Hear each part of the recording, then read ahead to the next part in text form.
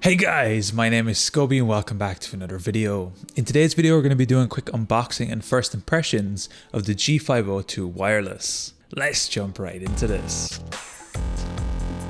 So this is the relatively new wireless version of probably one of the most famous mice of all time, the Logitech G502, but today we have the Logitech G502 Lightspeed. So this is basically a wireless version of the G502. We're going to be taking a quick look at it in today's video, seeing what we get in the box, a quick first impressions. So the overall packaging is really clean on this. We do get a lot of information about the mouse. We can figure out its Lightspeed. It's got the Hero sensor. It's compatible with the PowerPlay mat. I'll mention this a little bit later on. It's got 16.8 million colors, so the mouse is fully RGB and we can customize the colors and what they do, and using the Logitech software this is even compatible with apps in certain games, which is really cool to see. So opening this up, of course the first thing we get is the mouse itself. Going a little bit deeper into the package here, we straight away get our manuals and our Logitech sticker. We get our micro USB charging cable, and then we get this small little container containing our USB extender, our wireless USB receiver, and a number of different weights we can connect inside the mouse. So overall this package is very nice. We get all the necessary materials we need for our mouse.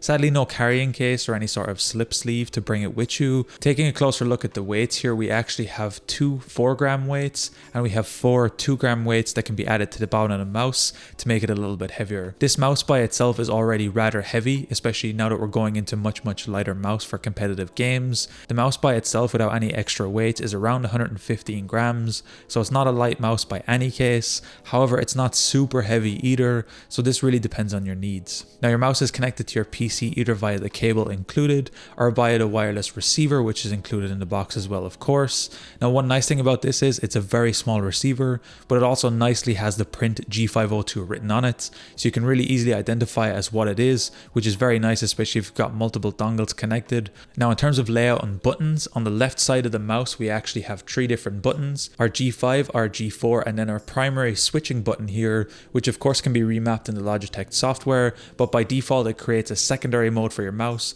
so pressing this will actually activate macros for all the different mice, so you can technically double up on all the buttons and what they can actually do by activating this button. We then of course have our left click and our right click. We have a scroll wheel which also has an unlock feature, so it can infinitely scroll, which is really cool, especially if you're designing or you're going through big spreadsheets or documents. This is a really nice feature to have. We have another macro button up here, the G9, right behind our switch, and we also have our G7 and G8 here right next to our left click that can be mapped. By default they're used as DPI up and down, but you can use this for whatever you want. So overall we have 9 different programmable macro buttons that we can use on our mouse, and if you're looking for something that's a little bit step up, especially if you're coming from a Death Adder, you do get 1 extra button here, which is really nice to see. And overall I'm happy with the button placement, and this mouse is also compatible with the PowerPlay mat, so you can charge and play completely wirelessly using that mat without actually having to connect up any cables ever. Although the mat is very expensive and I don't have one on hand at the moment, it's a very nice feature and it's a nice package overall if you're thinking about getting into this mouse. So overall I think this mouse shape and quality is really good. All the materials used here seem to be nice,